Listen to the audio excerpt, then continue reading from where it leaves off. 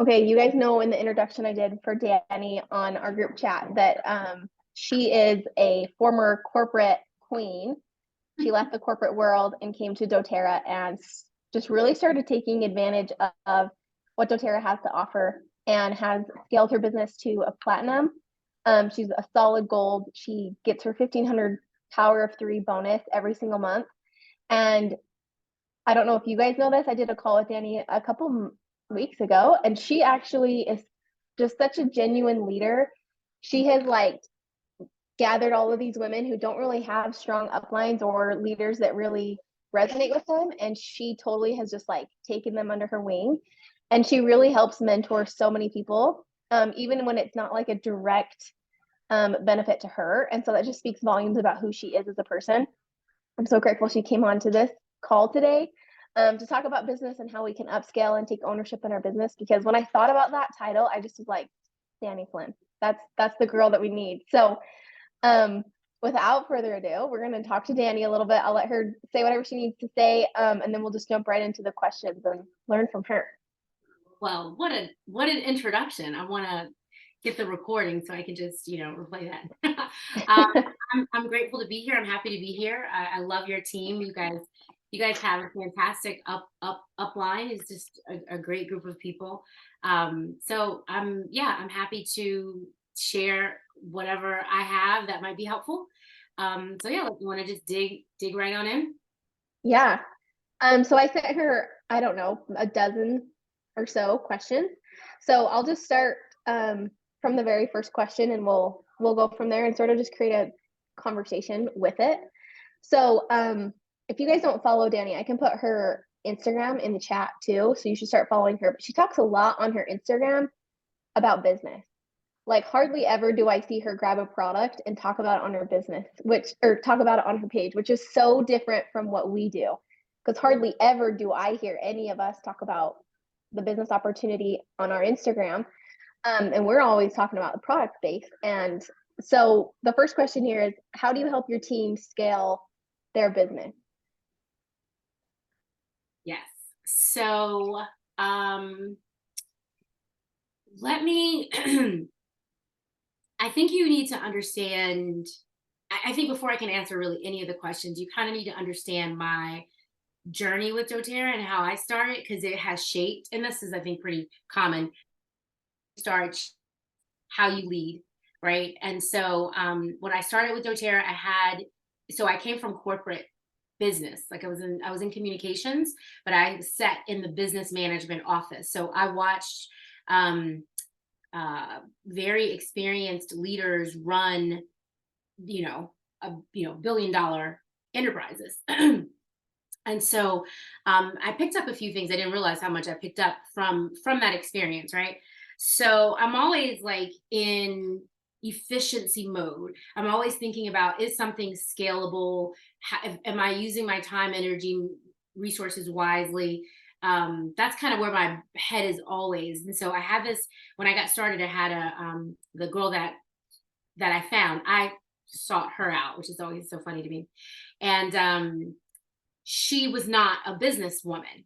She just loved the product and took advantage of the opportunity, had a really strong upline at the time, and jumped in. So when she got me, I was also 10 years older than her, and more experienced in life. So when she got me, she truly did not know how to handle me and my questions. And I was very, very strategic. And so she really just didn't know what to do, what to say. And so I developed a relationship with corporate very quickly, because I was like, you don't even know the answer to my questions. Never mind you. Let me just go to the source, because I saw the business opportunity. I was like, yo, if these numbers are correct, then this is the opportunity that's going to change the game for me. And I need to figure it out. And I can't let nobody hold me back. So I started, calling doTERRA corporate daily. Honestly, there were times when I would like go to call and they would pick up the phone and there would just be like a pause and it'd be like, hi, Dani. We're like, she's calling us again. But that's how I learned, that was how I started out learning the business, because my upline, we had a relationship probably for like maybe a year. And then I had to go back to work. And I think in her head, she just assumed that that meant I was out. And no, I was still in this thing. So she stopped doTERRA. So she still orders, but she's no longer active. So at 2019, I was until probably 2021, I was solo for Dolo by myself. 100%. My downline were just customers. They really weren't. I was like placeholders. I was like, give them the spot, place an order. And so I really didn't have a team. And so I started out just telling people, I'm embarrassed to say it, but I started out just telling people, just sit here, place the order. I will do the rest. I knew where my strengths were in terms of like attracting people. I knew how to measure of influence. And so I got this. I'll build out once I kind of understood. I was trying to build for my 1500. That's what I was focused on. So that's the strategy. Just place the order. I'll do the rest. And in retrospect, because it was just 1500, it wasn't a horrible plan, but that's how I built. So now 2020 comes, Founders is announced. Now I'm like, oh no, I need a business. I need a scalable business. I want to do this. I was introduced to Elise Chedevi at that time. I think she's my upline too, top of the house. And she was the only one that was working all the way down between me and her. It was just her. So she invited me to a training. And that's when I started to really understand the business. And I was like, oh, I have done this completely wrong. So I have a team of people who, going into Founders, I had a team of people who were very used to me doing everything. Because that's what they signed up for. I can't even be mad at them because I said, place the order, I'll handle the rest. And so we are in a period of transition, a period of growth right now, because that is over and done with. And it was a season, it was needed. That was kind of what I built because it was what was needed. And now things have changed. And I know, at first I felt a little bad about some of the conversations that I had to have.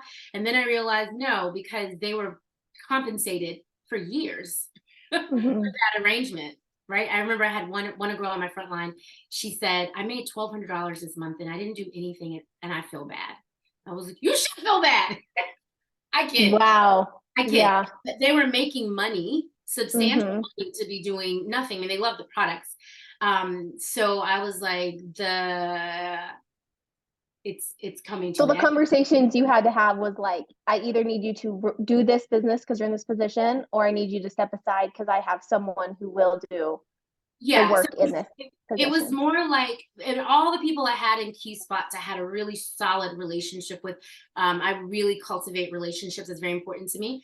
So it wasn't even really uncomfortable. I think I maybe had one out of all, and I had many. I probably had about this conversation 15 times with 15 different people because of what I had created with my power of 3.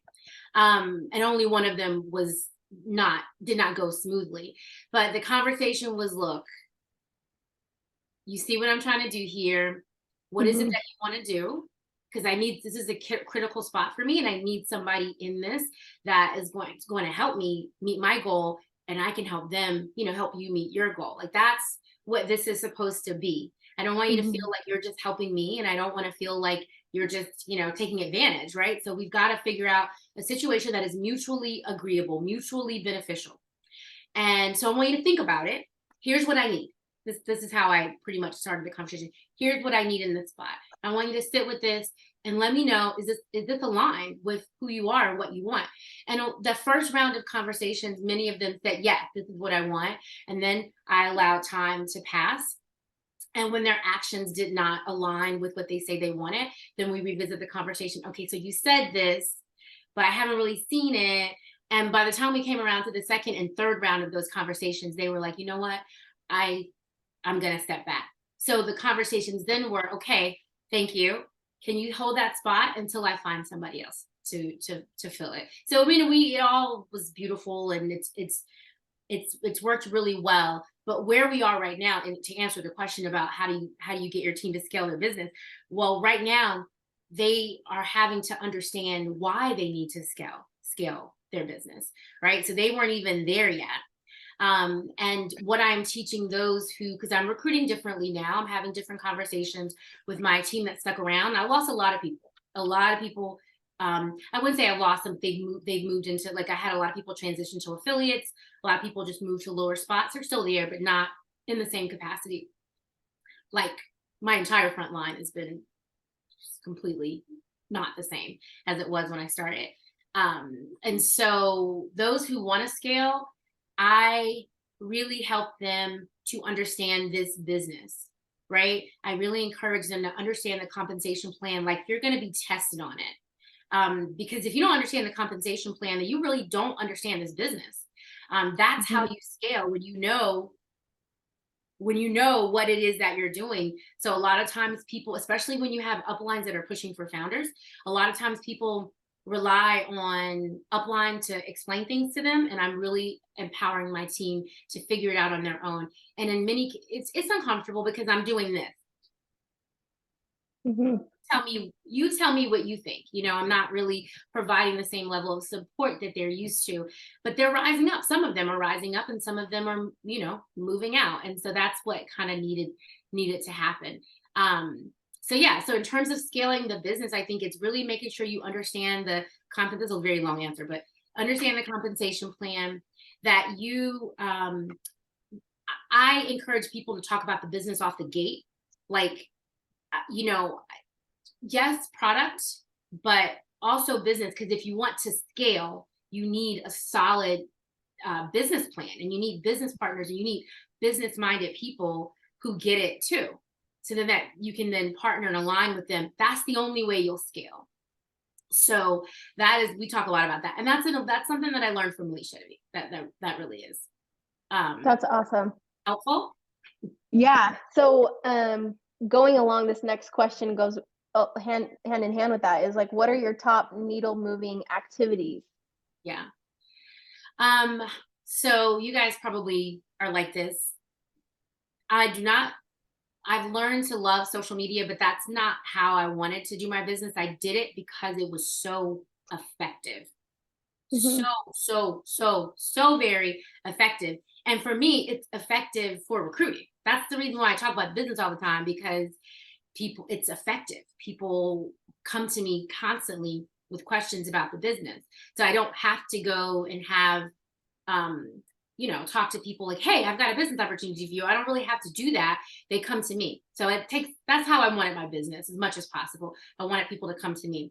So I make time for social media. That to me is a needle moving activity. I show my face. You guys know this. I try to add value, and I try to be myself 100. Probably sometimes I'm like, okay, you too much. Too much of yourself, ma'am. Scale it back.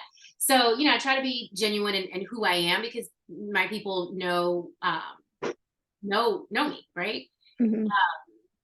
Okay, so that's that. And then just connection to people, right? Like, I just try to connect with people.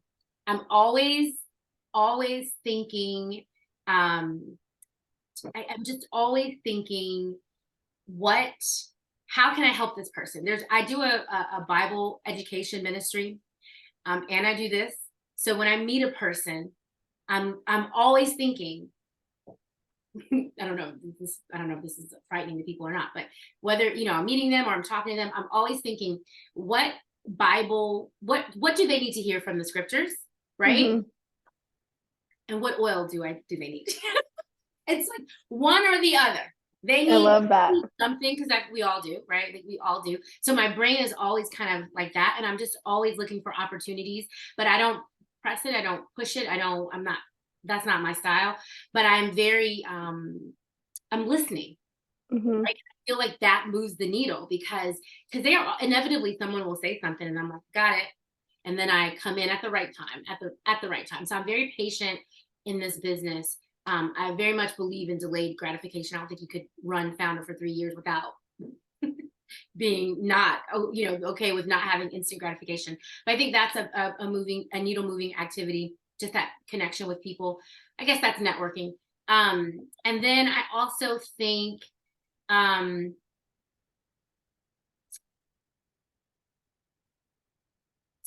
hang on, I gotta find the right words. But empowering your team, inspiring them, but not motivating them, right? Because motivation comes from within them. I don't believe that I can motivate anyone. I can inspire you, I can encourage you, I can empower you, but you got to do the rest. So really spending time with my team in that fashion, that's something that I've learned. They just need to feel the love. They need to feel seen. They need to feel heard, And so I find that I personally don't feel like I need that. I operate like, what are the numbers? That like a businesswoman. But that is abnormal. And of course I do want those things, but that's not what I lead with. I don't need that. But I find that most people do. Most people do. So I have to make the time to create that and to give my team that they need it. From me in particular, it's so interesting to me. It's so interesting to me. So that really moves the needle, right? Kind of pouring into your team. It's just all about people and the relationships. And I'm trying to think if there's anything. I think that's really it. Is and the the follow-ups, following up with people, finishing what you started, like that. I think is a good use of time. I hope it's resonating, y'all. Tell me. Oh, there's you want me to answer this question in the chat? Yeah. It says, will you give us your basic pitch of talking about the business? Oh, so do you mean so here's how I do it. I just talk about it. So like yesterday, all day, I did a day in the life, because I have a lot of people who say, like, what does running this business even look like? Like, you say you do this business, what are you actually doing? So yesterday, that's all I did. Was I just did, here is a day in the life, and it sparked a ton of conversations in my DM about this business. So like my goal is to bring the conversation up naturally and organically, and then when I hear the right thing, when I'm listening for what we call the sign, right? Their strengths, their interest, SIG, their goals, their needs. Strength, interest, goals, and needs, right? It's right here. Strength, interest, goals, needs. Yeah. I'm listening for those things. And when I hear it, that's my in. And sometimes, depending on the relationship, I go, one of my girls, I was like, listen, I have a business proposition for you. And she was like, let me hear it. But I had already, heard her story. I knew what she was looking for, and I knew this was a good fit. So I kind of tailor it to that. It just depends on the person. So I don't really know if it's a pitch. Eden, I think the one thing that I do have like a script in my head is, I wonder if I can read it to you. This, I did like custom create this with my mentor, who's amazing.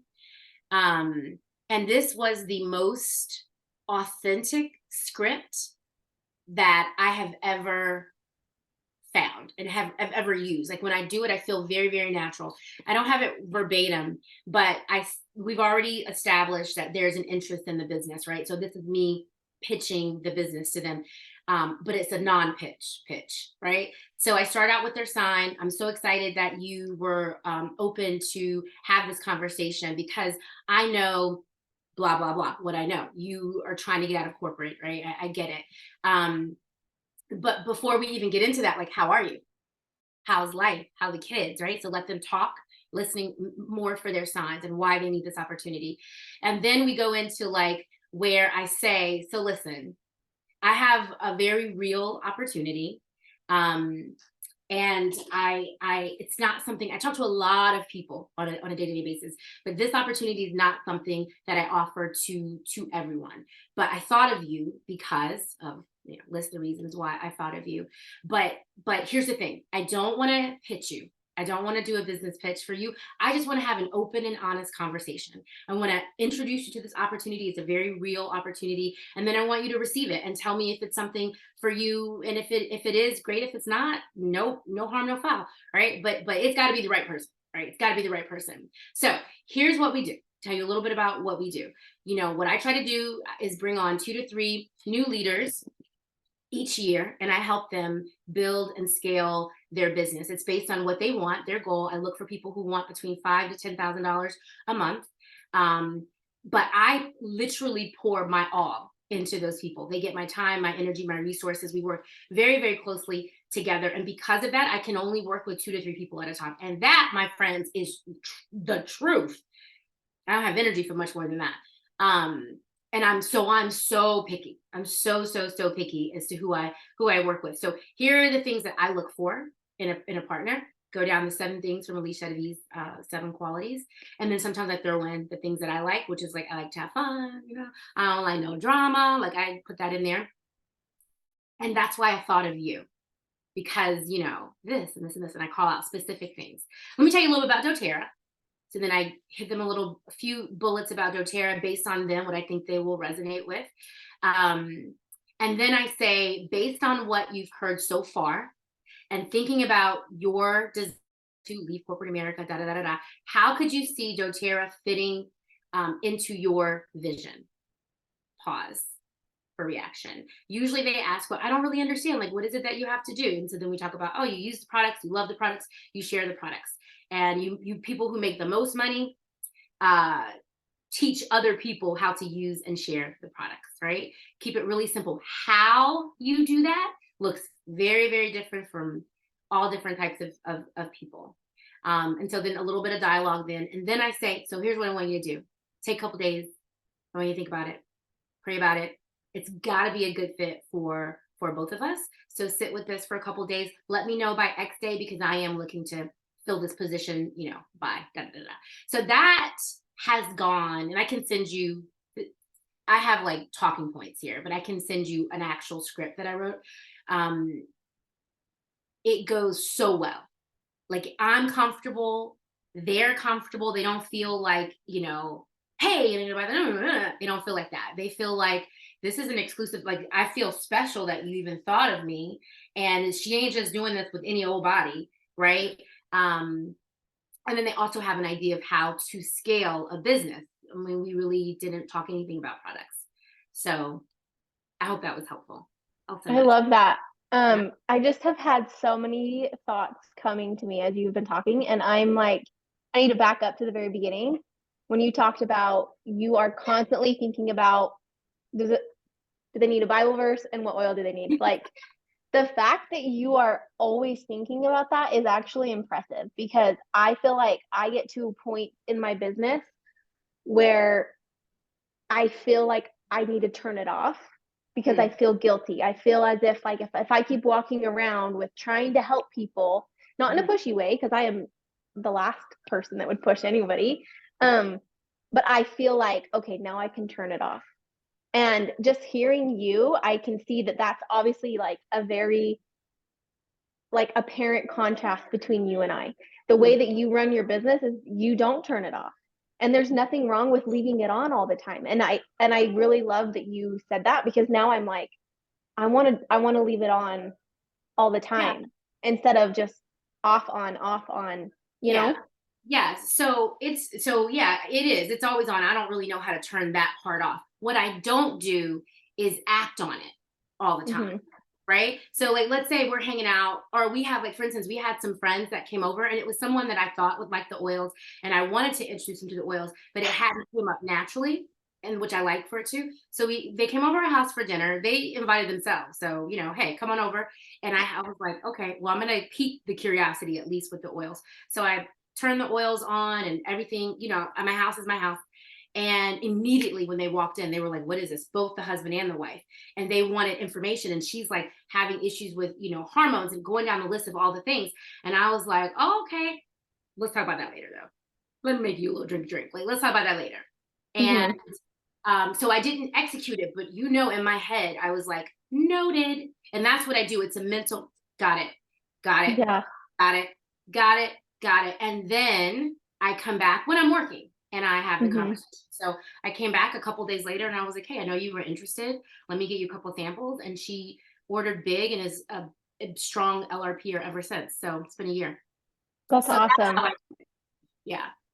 I love that. And then the other thing I just really feel like this whole group here, I don't know if one of us has ever had a moment where, or at least none of these guys on this call have told me, but like to have a conversation with someone and think, I think that they would be great doing the business with me. And so then I brought it up to them and we spoke about it. I feel like that just doesn't happen in our community. And it's particularly like me, like I'm like, I want to grow. I want to like continue developing, right? I pushed so hard for founder and now I'm like, it almost feels like, what do I have to show for it? I want my organization to be like more solid, but like I don't talk to anybody about the business opportunity. And I have tons of placeholder spots in my organization of where I could fill people in. And I never talk about it to anybody. I just am like thinking it's gonna just And I think build too, itself. I think there was a conversation Eden and I had at convention, and I was like, oh yeah. So this is why. I'm 45.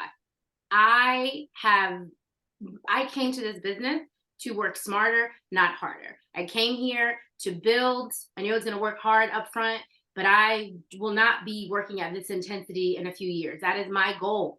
So I am actively trying to figure out ways to create something that will stand when I step back.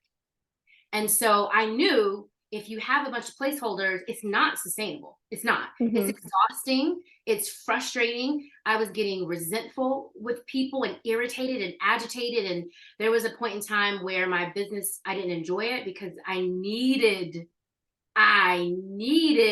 my power of three.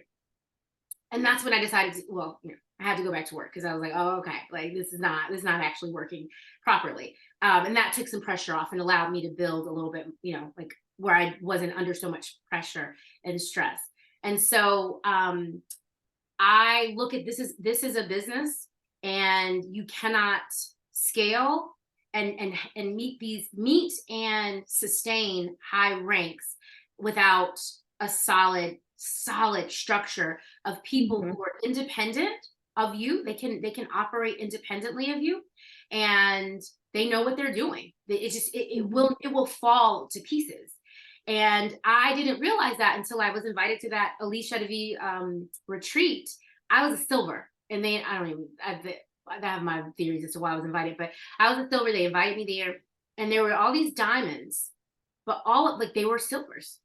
I'm like, hold up. So you hold the rank, you hold the title of diamond, but I make the same amount of money of you? That's not what I want at all. No way, no how. When I build it, I'm building to last. And I think that is the reason why my approach at this business is slightly different. Because I'm not, and I don't mean this in a negative way, but I'm not seeking community. I'm not seeking friends. I love my people. I love the community that we've created. That's why I have to change things a little bit, because other people are.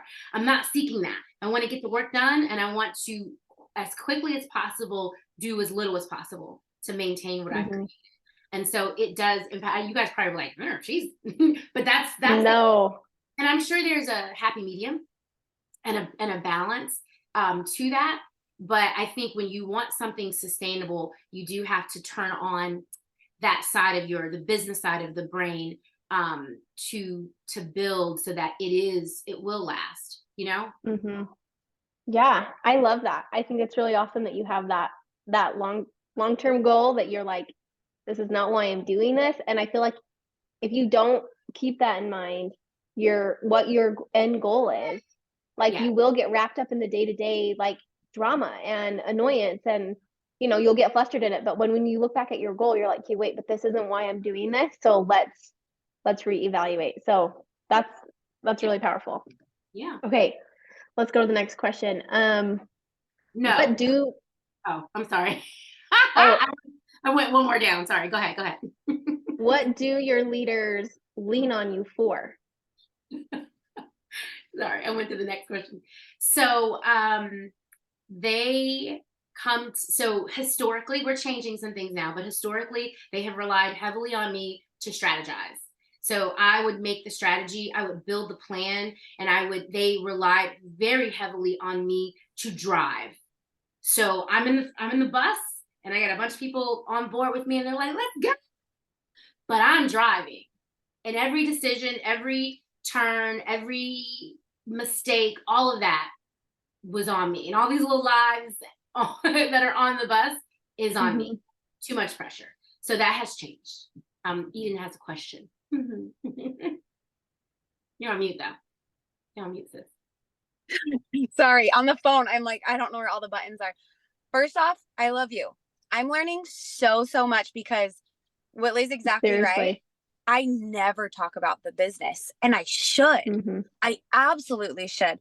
And like, my organization has grown fast, but I think about how much more solid and how much quicker it could grow if I talked about the business. So I'm like, I keep whispering and I keep checking that I'm on mute because I'm not driving anymore. But I kept telling my kids, I'm like, shh, whisper. I don't hear this. And then I was scared I wasn't muted. I'm like, oh shoot, hopefully you don't hear me saying that. Okay. So I truly have like so many questions, but one of my questions, so we all know that pay in the doTERRA business is typically slower. It's not a get rich quick. Like all of a sudden you're going to start today, make $5,000, right? But it's long-term, like what you're saying, long-term financial stability and success that totally pays off for the people that stay and are consistent.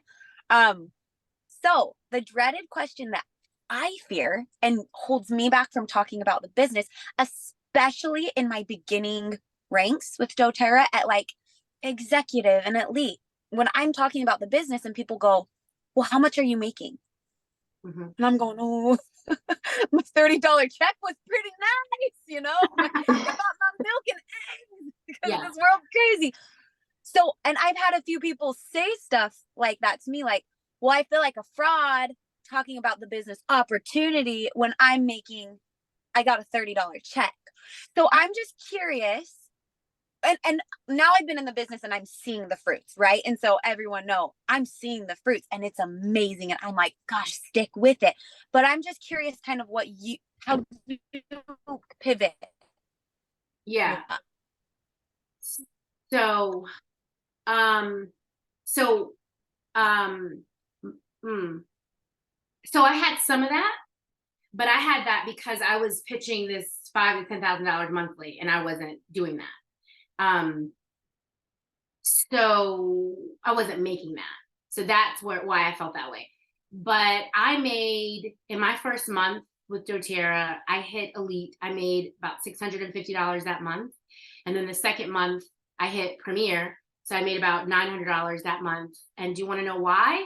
Yes. I'm like, tell us how, like, tell us your, like, because I'm figuring that because you're smart, like you are a businesswoman and you get things. So I would love to know like your blueprint to financial success through the business. Yeah. So here it is. Brace yourselves. I studied the compensation plan like I was getting tested on it. I knew the compensation plan. And when they started talking about elite, I had no frame of reference. So I hit it. And then I was like, well, where's the money? Show me the money. And because my upline was like, oh, it's going to be a big check. Like I was making a 6-figure salary before. So our big was very different. Okay. I had like a $1,500. I had like a 1,500 PV class. And she was like, wow. And still that's wow now. But that wasn't that much money to me, you know? And so once I realized like, oh, like it's 20%, she couldn't even answer that question. She could not answer what my fast start was going to be. Once I figured out 20%, then I did the math, and I'm not good at math, but I was able to figure out what I needed to bring in that month because I was trying to pay my husband back. So he had purchased my kit for me. It was a whole big thing. I was broke at this point in my life. So I brought in money quickly because I had no choice. I had no choice. It was either I felt very much like if I don't make this work, I will have to go back to corporate America. And I cannot do that. I cannot do that. I mean, I prayed, I cried. I was like, I can't do this. So this has to work for me. That's why my approach is different than some. This got to work. Founders must be achieved. It must be achieved, right? So that is the difference. And I've seen it countless times. I've seen it countless times with people. And it's like, you don't really need the money. You don't, because if you did, you would hustle and you would make it happen. So I think that was it. That was the difference. Was I understood the compensation plan and I knew what I needed to do. I needed a structure in order to make money. And so I did it because I had no choice. There was something you said that I wanted to respond to though, and I can't remember what it was. Was it like the blueprint? So what I'm hearing is like, so you're doing 20%, you're doing the math. So you knew how many people you needed to enroll each month. I knew how much volume I sell. I wasn't counting the people, I was counting the volume. So it was like, oh, okay, so I need, back then, I was selling natural solutions kits like right and left, because that's what I purchased. And I knew the volume back then was like 420. So that's how I was like kind of doing the math. Like, okay, that's how I was doing it.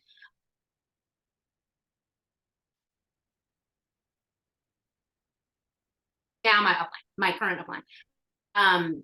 She hit diamond in 30 days. And here's why. Because she had to. She was walking away from another MLM and she was leaving a $10,000 paycheck. And so her story was interesting, but she came to Elise is who she worked with, because, that's who can make that happen. And Elise was like, you have to hit diamond and you have to hit diamond in 30 days. So she had a very solid strategy and she made it happen. So I just known, since I have heard that story, I just assume you can do it faster, but you have to be willing to put the money, the money was involved in that too.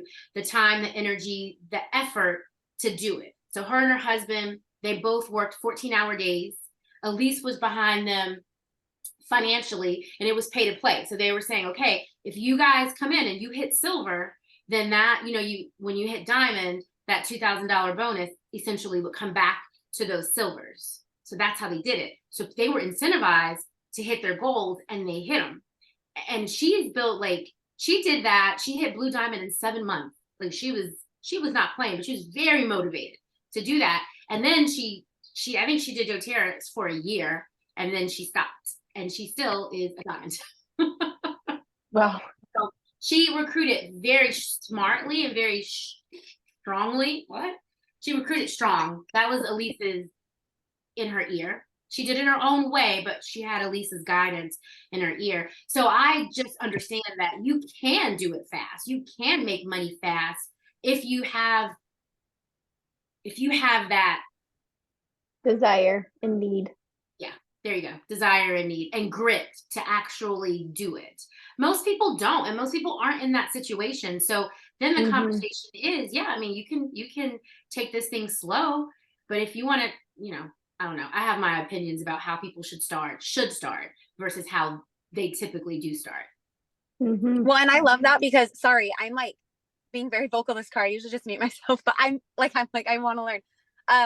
But what I'm hearing that I think is so cool and such like a testament to me is you get out what you put in.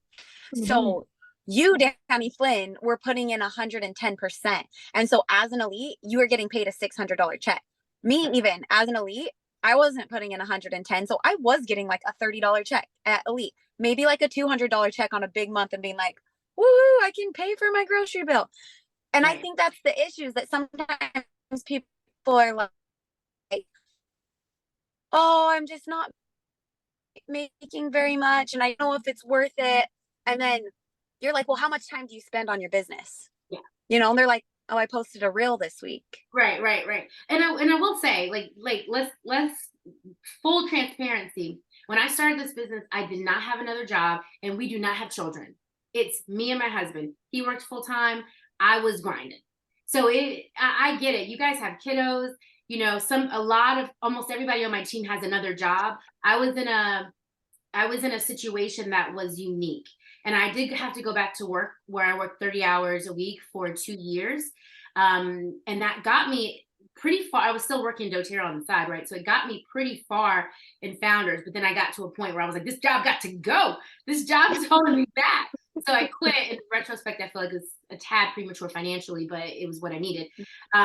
So, I think sometimes, I do try to set expectations for people. It's like, okay, so here's how much time do you have? Tell me how much time you have on a busy week. So then we can be realistic about what you need to expect. And so for some of those people now, thank goodness, we can say, okay, you need to start out as an affiliate. Let's get you some money coming in. Let's get you some people. Let's identify your leaders coming in, but you can make a little bit more money as an affiliate. And then we can structure and upgrade you. Like that's the approach that I would take. Like when I started to build out my fourth leg, that's likely the approach I'm going to take, because I just don't want to see people feel like that. Like I'm putting in all of this and I'm not getting it back immediately. And I try to set expectation, but still. I love that. Thank you so much. I'm going to mute myself now and let Whitley get back to it. But thank you so much. Yeah, for sure. So that's like, I feel like that's the value that I can bring to my team is giving them like my lessons learned. I had to do this by myself for so long. And while I complained to anybody that would listen in the process, now that I'm on the other side of it, I'm so grateful that I had that time, because I learned a lot. Mm-hmm. I have a lot of those learnings that I can share with my team. So preparing them for what's ahead is what I feel like is what I want them to lean on me for, right? Mm-hmm. But not the day-to-day, like, no, call your account manager, get on the phone with doTERRA, look at the resource guide that I've created for you. Like, use your resources. Don't just call me because it's easy, because guess what? Easy now is not going to get you dollars later. It just won't. Mm-hmm. So yeah. And I'm just going to ask the next question. Do you give your builders the same thing? Nope. And that sounded aggressive. That I changed once I realized that they don't give me the same thing. Mm-hmm. Right? So my builders now, it's like the people who come, and I've been very vocal, so it's not like I just stopped, but it's like, if you want a strategy session, then you make it happen. But I'm not calling. I'm not texting you, hey, we still meeting today? Nope. I would never miss a strategy session with my upline. Never, ever. Mm-hmm. I was hungry. I wanted it. So if you want my time, which is precious, then you're going to have to make the effort to come get it. But I'm not following up. You know what the expectations of you are. You're on a founder team now. You know the spot that you hold. I'm training them for that. You have expectations. If you have an issue meeting said expectation, I expect you to speak up. But I go all in with the leaders who are all in. I will roll up my sleeves and go to town for the people that really, really want it. But if they don't, no, absolutely not. Sorry. I don't know why I was so offended by that question. I love that. No, I feel like you're just giving us permission to like be like Dani Flynn, And the other part I also want to point out is like, I feel like I'm so drawn to you, because when I started this with Eden, I told her, I was like, I don't know why I'm doing this. It's totally based off of a feeling. I don't know what I'm doing. And I was like the slow girl. Like, I didn't even know what BOGOs was. And like, Eden's like, oh, look, like you got another enrollment, like place under you. And I was like, cool. Like, I did not understand anything. And then it wasn't until probably like 6 months or maybe 8 months in, it was like that following summer. I hadn't been signed up a full year yet. And I suddenly just had this like desire to like be a leader and be this businesswoman, which I had never wanted or needed in my life. Like, my husband makes enough money that I don't need to work. Like, my job is to be with my children. But then I suddenly developed this relationship with doTERRA, and with this like business model that I was like, oh, I love this. I want to grow, and I want to push, and so then like Eden's my mentor. She's my upline. So I'm like, this is what I want to do. I want to do this. I want to do this. And like, her and I are so different. And Eden is so good in the way she said, I feel called out right now. She like loves people where they're at, and like, let's love them and with where they're at. And I'm like, and I'm different. I'm like, no, let's boot them to the curb. They're doing nothing. They're not doing what I need them to do. They need to be doing this. And it's just so interesting that like Eden's business is successful the way that she's doing it, but it's because it's authentic to her, right? And so then when I try to do it, I'm like, this is not vibing with me, and I feel like I am trying to be something I'm not. Yeah. And so this is just so helpful, because I'm like trying to figure out the leader I want to be, but what I Yeah. wanted to mention was, in the beginning, you felt like your upline couldn't help you. And so while that was probably like a huge stumbling block for you, it was actually everything you needed to be the leader that you are. Oh, for sure. Oh, Because for sure. you didn't have anyone to rely on, which is so amazing, because I feel like at what point are people just going to take off on their own?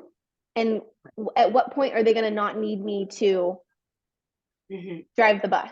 Right. And so I love that.